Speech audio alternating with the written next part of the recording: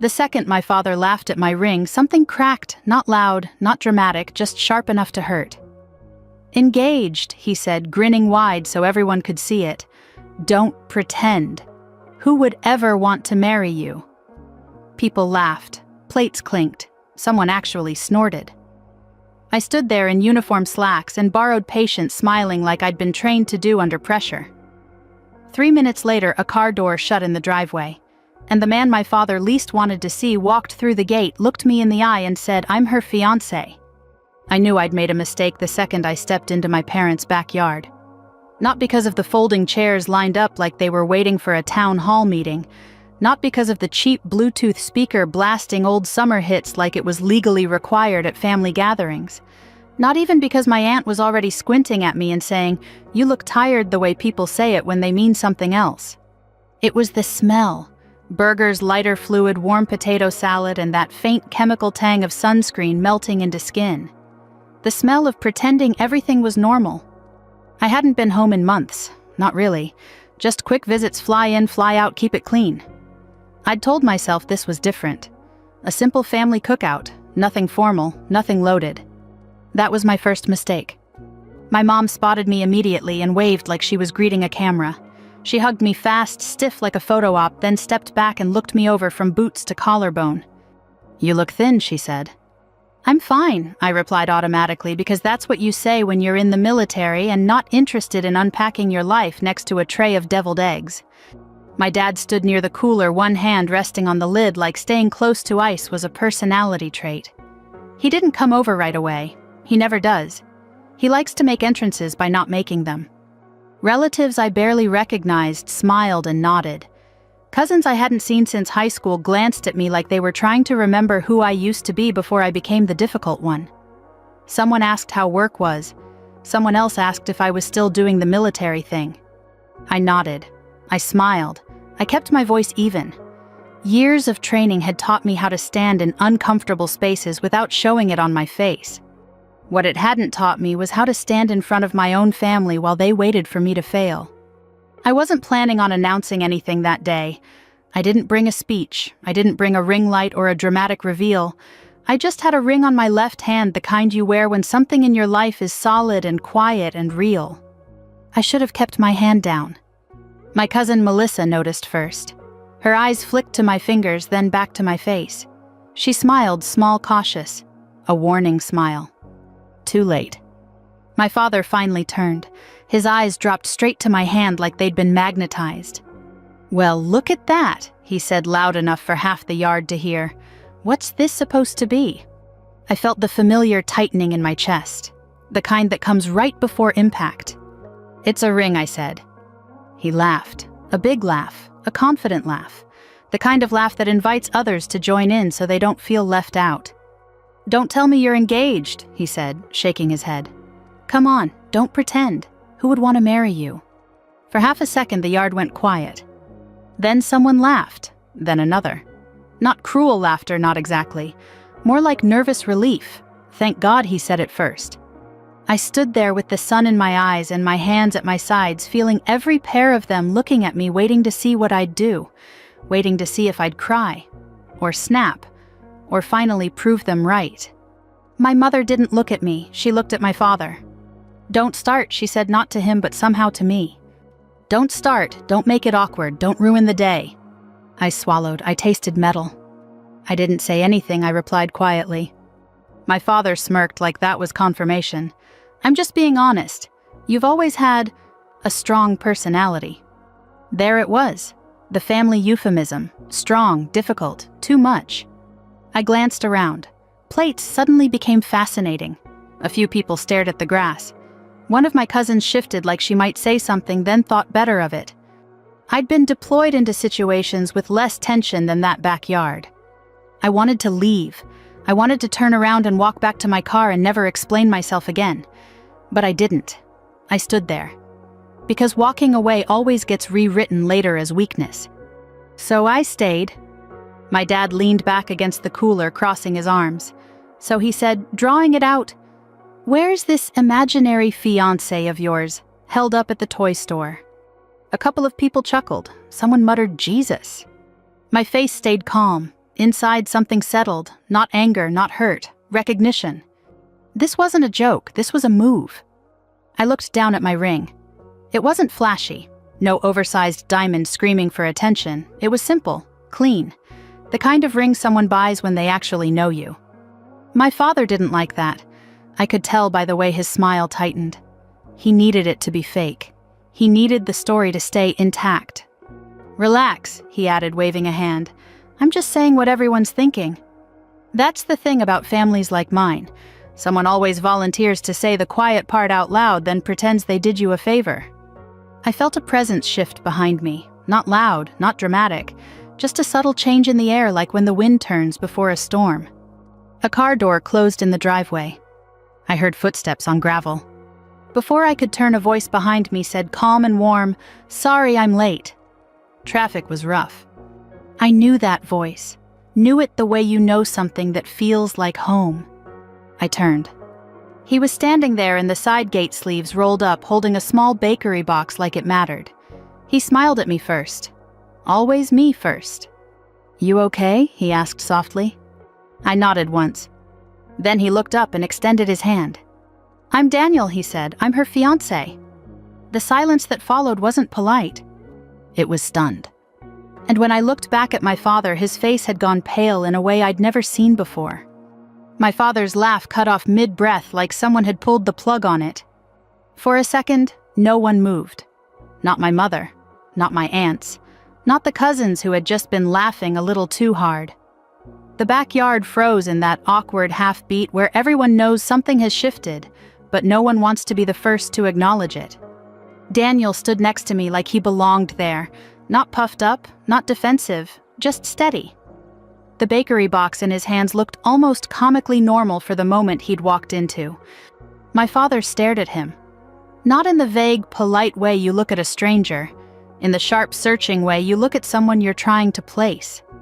His eyes narrowed slightly, like he was rifling through a mental filing cabinet and not liking what he was finding.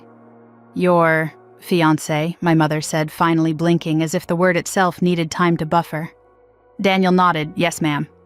He said it politely, calmly, the way someone does when they don't feel the need to prove anything. My father cleared his throat. Once. Then again. "Daniel," he repeated slowly, like saying the name out loud might jog something loose. "And you are—" Daniel offered his hand. "Daniel Reyes." That did it. I watched the recognition land behind my father's eyes in real time. It wasn't dramatic. No gasp, no step back. Just a subtle tightening around his mouth, a flicker of something that looked an awful lot like calculation. Because my father didn't know Daniel from social media. He didn't know him from me. He knew him from reputation. Daniel had spoken at a veterans fundraiser my father attended last year. He'd been introduced as a former officer who now worked in compliance and risk oversight for government contractors. The kind of job that doesn't make headlines but makes problems very real for people who cut corners. My father had bragged about shaking his hand afterward. Now that same hand was extended to him. My father hesitated half a beat too long before taking it. "Good to meet you," he said, his voice suddenly lower, flatter. Daniel smiled, likewise. The silence broke in fragments. Someone laughed too loudly. Someone else said, "Well, isn't this a small world?" My aunt leaned in to whisper something to my mom. The Bluetooth speaker kept playing like it had no idea anything important had just happened. I stood there feeling the heat of the sun on my shoulders, and for the first time all afternoon, I wasn't the one being evaluated. My father glanced at me, then back at Daniel, then at my ring. So he said, forcing a chuckle that didn't quite work, "This is real." Daniel didn't answer for me. He looked at me instead, eyebrows lifting just slightly, giving me the space to speak if I wanted it. "Yes," I said, "it is." My mother smiled, tight, careful. "Why didn't you tell us?" I looked at her. "You didn't ask." That landed harder than anything I could have shouted. Her mouth opened, then closed again. "In my family, you're not supposed to say things like that. You're supposed to hint, soften. Make sure no one feels uncomfortable except you." My father shifted his weight. "Well, congratulations," he said, clapping his hands once like he was closing a topic. "You could have saved us the surprise." Daniel tilted his head slightly. She didn't think it was something she needed to defend. The word defend hung there quiet but sharp. My father's jaw tightened. No one said anything about defending. Daniel didn't argue, he just nodded. Of course. That was the thing about Daniel. He didn't rise to bait. He didn't need to win the moment. He let people show themselves. My cousin Melissa stepped in, bless her. "Hi, I'm Melissa," she said, smiling genuinely at Daniel. "I've heard a lot about you." Daniel shook her hand. "Nice to finally meet you." Finally. The word made my mother flinch. My father tried again. "So what do you do now, Daniel?" Daniel answered smoothly. "I oversee compliance and internal risk assessments, mostly contracts, making sure people follow the rules they agreed to." My father nodded too quickly. "Important work." "It can be," Daniel replied. I felt something shift behind my ribs. Not relief, not triumph. Something steadier. Validation, maybe. Or the simple comfort of not being alone in the line of fire. My father's eyes flicked around the yard. He could feel it. The way the room yard whatever had tilted. He was no longer the unquestioned authority. He was just another man standing next to a cooler, hoping no one noticed the sweat on his collar. My mother clapped her hands. "Okay, let's eat before everything gets cold." Food, the universal reset button. People moved toward the tables, grateful for an excuse. Conversations restarted in low, careful tones. Daniel leaned in slightly. "You good?" he asked. I nodded. "Yeah." It wasn't a lie, not completely. My father didn't join the line right away. He watched us instead. Watched the way Daniel stayed close, not possessive, just present. Watched the way I didn't fold. When he finally did approach, it was with a practiced smile. "Daniel," he said, "you should try the burgers. Family recipe." Daniel smiled politely. "I'd love to." My father leaned in closer to me as we waited. "We'll talk later," he said under his breath. Privately. There it was, the warning disguised as concern. I met his gaze. Okay. But something in my tone must have tipped him off, because his smile faltered just for a second. He didn't like that he no longer controlled the story. As we ate, my phone buzzed in my pocket. A text from my mother, even though she was 3 feet away. "We need to talk after." I stared at the screen, then slid the phone back into my pocket without replying.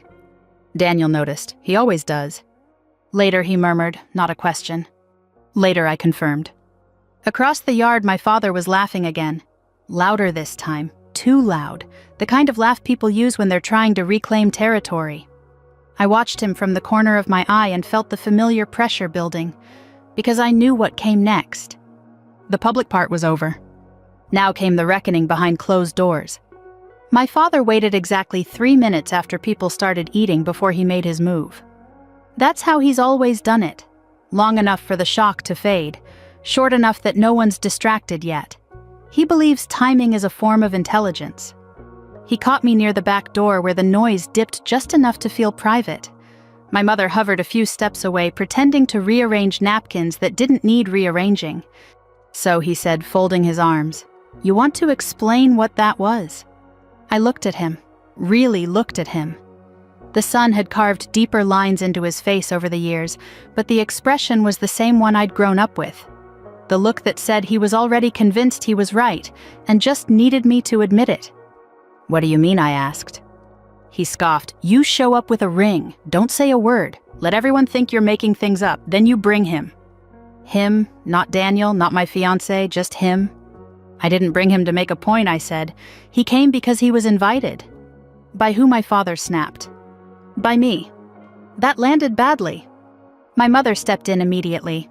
"Your father just means it caught us off guard." I didn't take my eyes off him. So did the comment about no one wanting to marry me. He waved that off. "Don't be dramatic, I was joking." I almost laughed, not because it was funny, because it was so familiar. "You were laughing," I said. Everyone else followed. My father leaned closer, lowering his voice. "You embarrassed me." There it was, the real offense. "I embarrassed you," I repeated. "Yes," he said sharply, "in front of my family, my friends."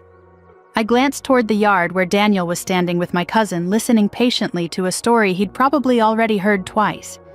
He looked comfortable, like he wasn't bracing for impact. "I didn't do anything," I said evenly. "You did." My father's jaw clenched. "You could have told us." You could have handled this like an adult." "I am handling it like an adult." "No," he snapped. "You're handling it like you always do, acting superior, acting like you're better than everyone because you wear a uniform." That one hit, but not the way he wanted it to. "I wear a uniform because I earned it," I said. "And I don't bring it up. You do." My mother hissed my name quietly, a warning. "Don't push him, don't make this worse." I felt that old instinct tug at me, the one that tells you to back down, smooth it over, apologize even when you didn't start the fire. I didn't. My father exhaled through his nose. "You think you're so independent," he said, "but you still need us." I met his eyes. "No," I said, "I don't." That was the moment his expression changed. Not anger, something colder. "We'll see," he said. He turned away before I could respond, calling over his shoulder, "Your mother and I will talk to you later." "Not with you, to you." I stood there for a second, letting the noise of the party wash back over me. Someone laughed. Someone dropped a plate. The speaker switched songs. Daniel appeared beside me like he'd sensed the shift. "You okay?" he asked quietly. I nodded. "He's not done." Daniel glanced toward the cooler where my father had resumed his post like nothing had happened. I figured. We didn't talk about it then. We ate. We smiled when required. We played our parts. Because sometimes survival looks like patience. But I noticed things. The way my father kept glancing at my hand. The way he asked Daniel just enough questions to assert himself, but not enough to reveal how uneasy he was.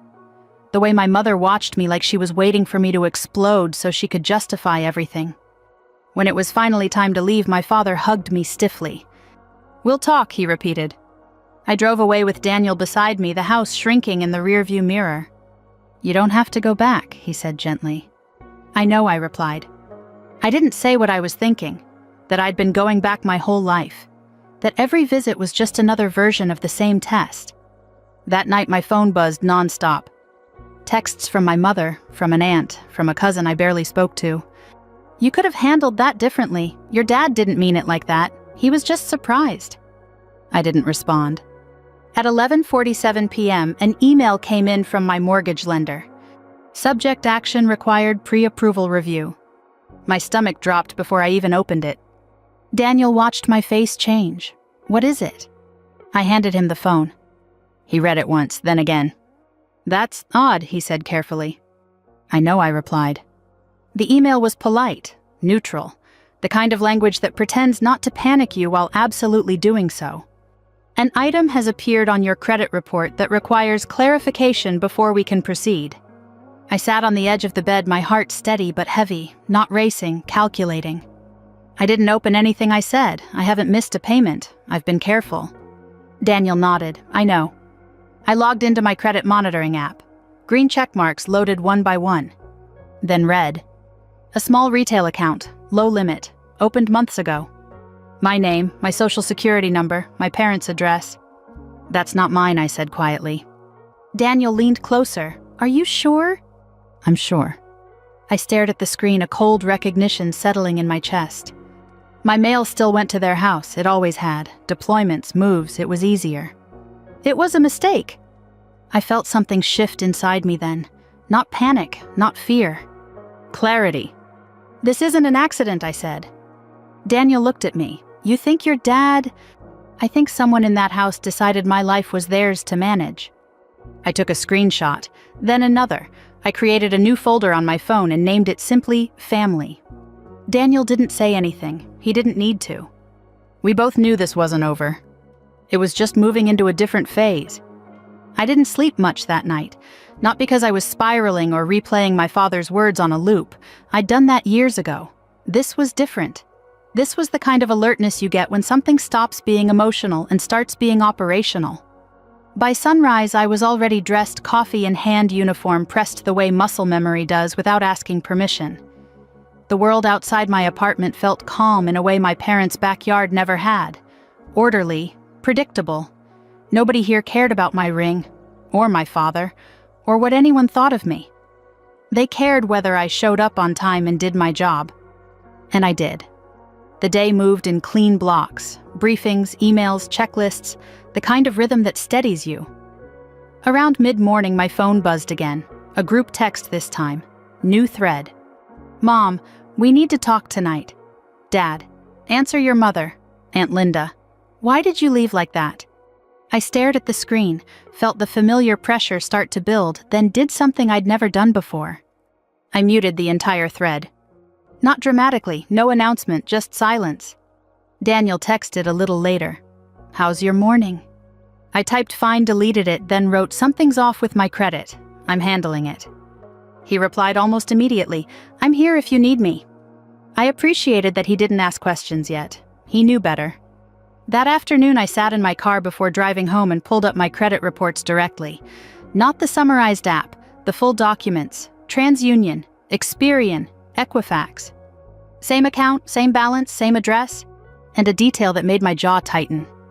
Authorized contact listed. I didn't recognize the number at first. Then my brain caught up. My father's. I didn't react right away. No yelling, no shaking hands. Just a slow, steady inhale through my nose. This wasn't carelessness. This wasn't confusion. This was access. I drove home on autopilot. Daniel was already there when I arrived, sitting at my small kitchen table with his laptop open. He looked up as soon as he saw my face. You found something, he said. I handed him my phone. He scanned the screen once, then again. His expression didn't explode. It focused. That's your father's number, he said quietly. Yes. He closed the laptop halfway. Okay, then we stopped guessing. I nodded. Document, lock it down, dispute. Daniel almost smiled, exactly. I froze my credit first, all 3 bureaus, PIN set, confirmation emails saved. Then I initiated the dispute process. No accusations, no family narrative, just facts. This account was opened without my authorization. Correspondence appears to have been sent to an address I no longer reside at. Submit. Only after that did I check my phone again. 5 missed calls from my mother. A voicemail from my father. I didn't listen to it yet. Instead, I got a text. Mom, your dad says you're accusing him of something. This is getting ridiculous. I stared at the word accusing and felt a bitter laugh bubble up.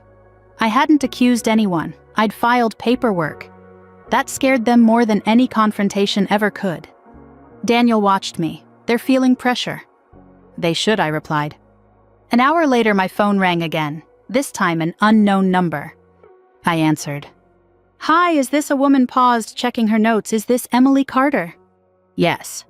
This is Dana from HR, from Daniel's office. My heart didn't race, it settled. Daniel's eyes met mine. He gestured for speaker. I put it on. You're not in trouble, Dana continued quickly. We received a concern and are doing a routine review. Daniel leaned forward. Dana, this is Daniel. I'm here. Thank you, she said. We're just confirming details. Emily, did you meet Daniel through his workplace? No. Did your father or any family member have involvement in Daniel's professional role? No. There was a brief pause, the sound of typing. Okay, Dana said carefully.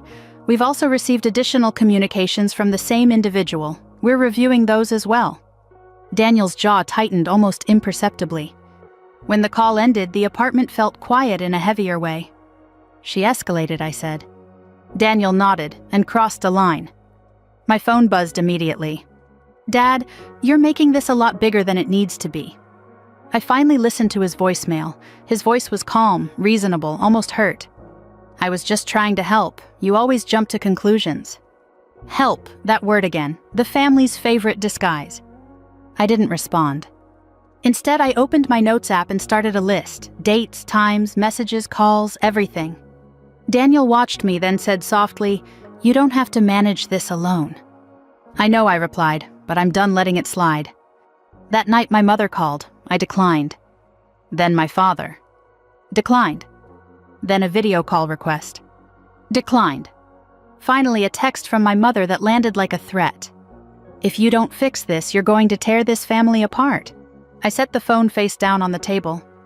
Daniel reached over and squeezed my hand. You didn't break it. I exhaled slowly. No, I hadn't.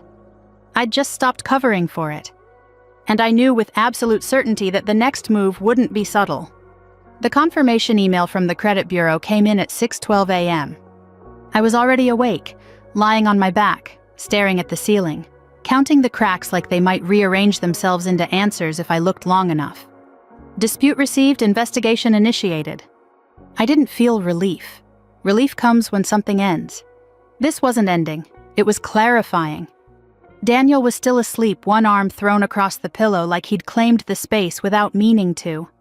I watched his chest rise and fall for a moment, then quietly slid out of bed and padded into the kitchen. The apartment was silent in that early morning way that feels honest. No music, no voices trying to control the narrative. I opened my laptop and pulled up the retailer account details again. This time I went deeper.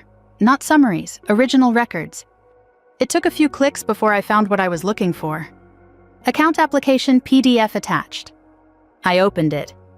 My name sat neatly at the top. Correct spelling, correct date of birth.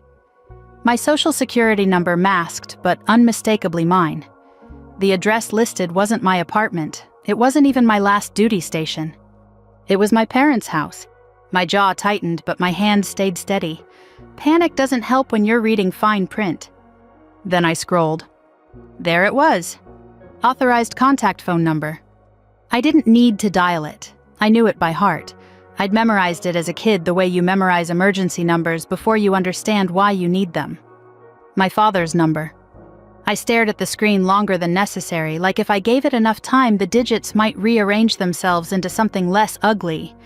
They didn't. I saved the file, took a screenshot, then another showing the metadata. Date created, location, timestamp.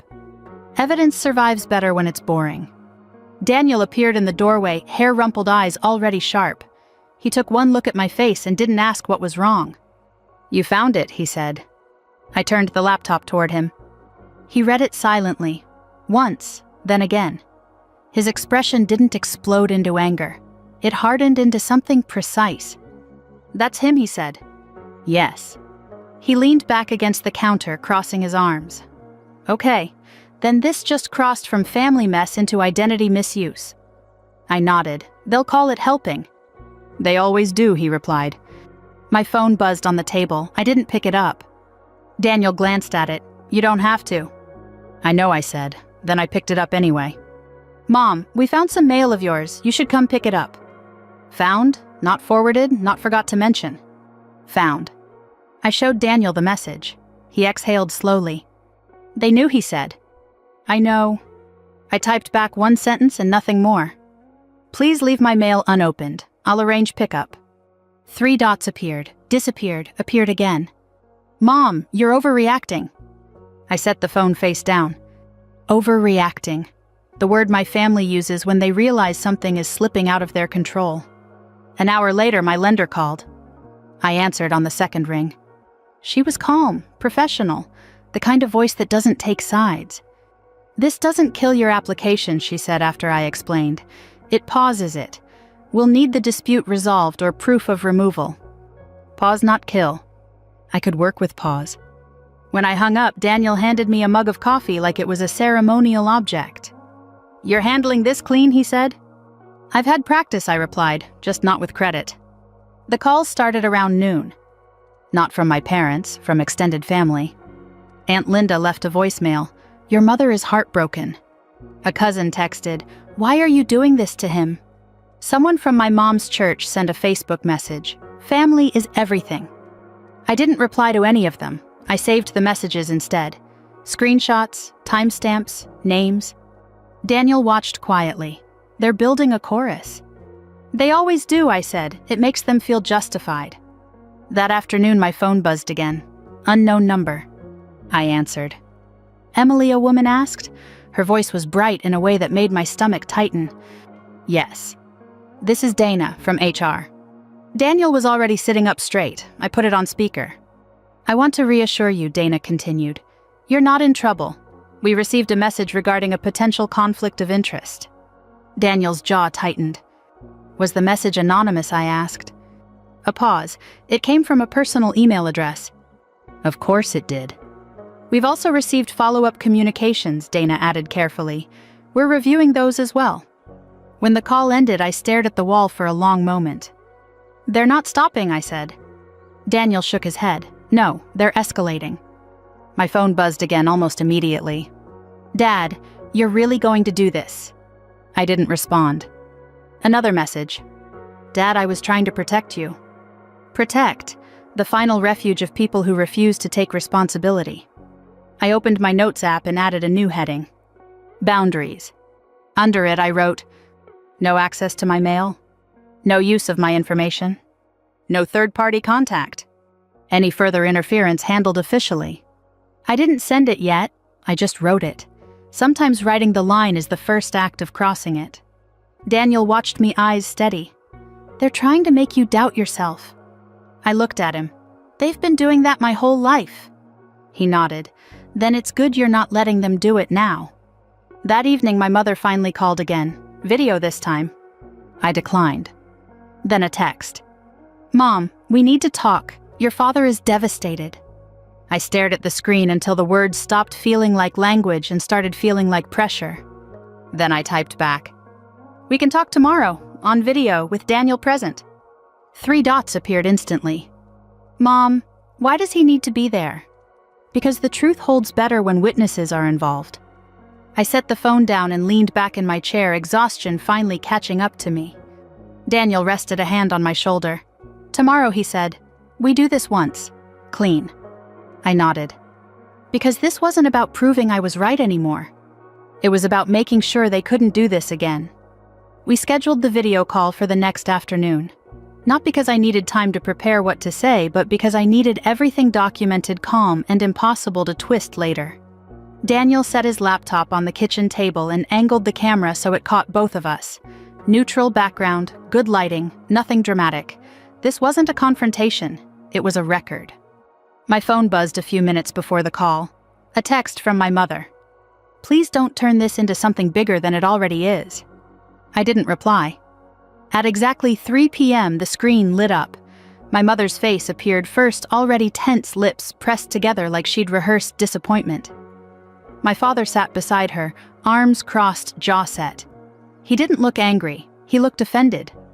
Like I'd violated an unspoken rule. "Hi, Mom," I said evenly. She didn't return it. "Why is Daniel there?" Daniel inclined his head slightly. "Hello. I'm here because this situation has crossed into professional and legal territory."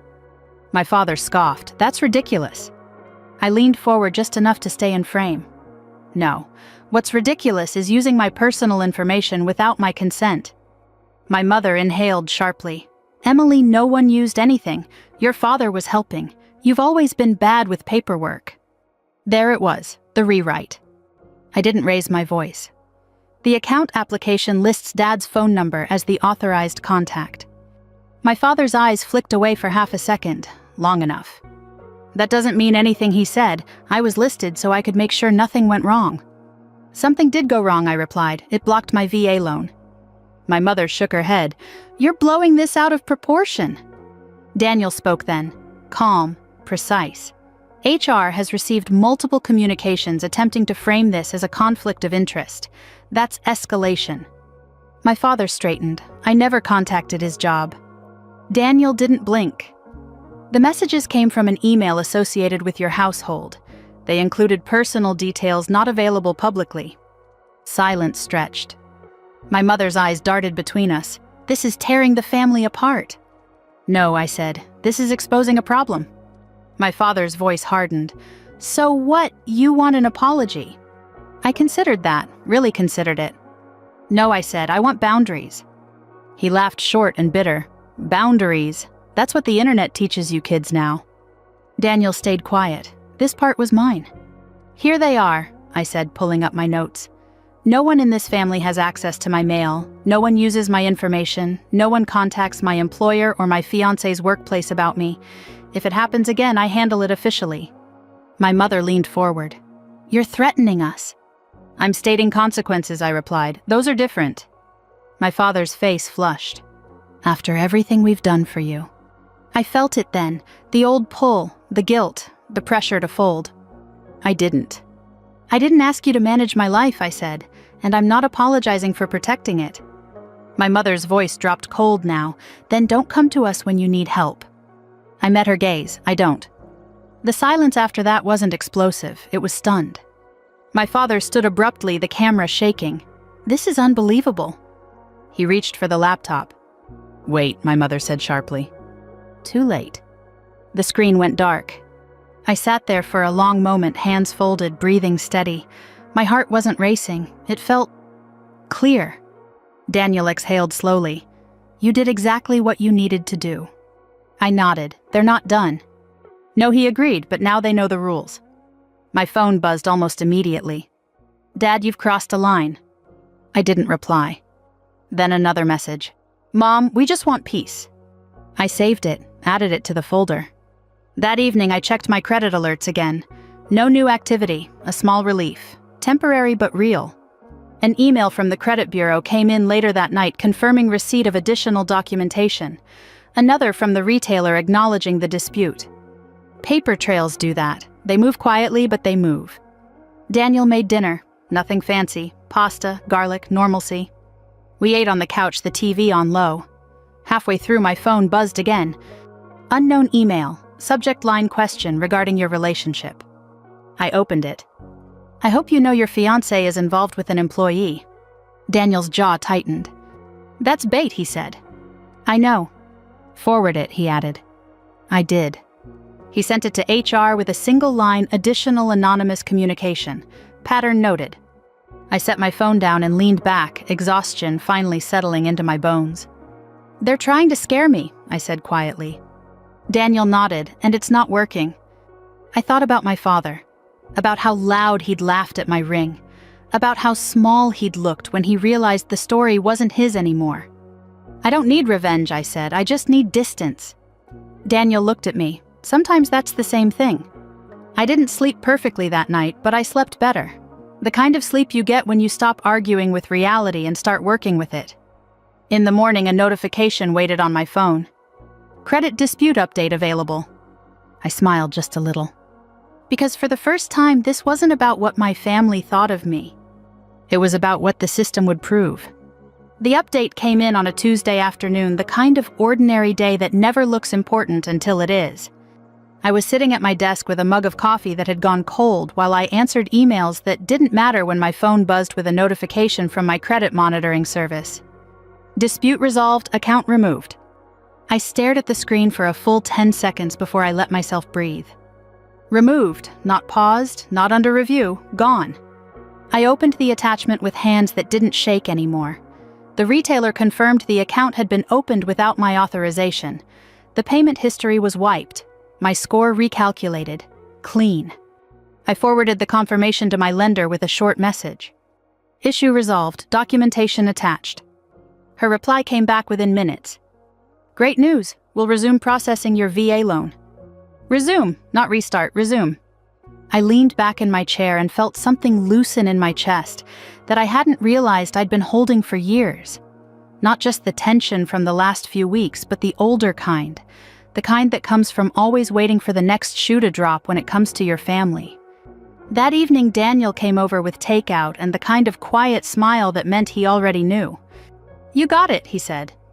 "It's gone," I replied, "clean." He nodded, satisfied. Good. We didn't celebrate. Not really. No champagne, no speeches, just dinner at my small kitchen table and the hum of normal life returning. My phone buzzed once during the meal. Mom.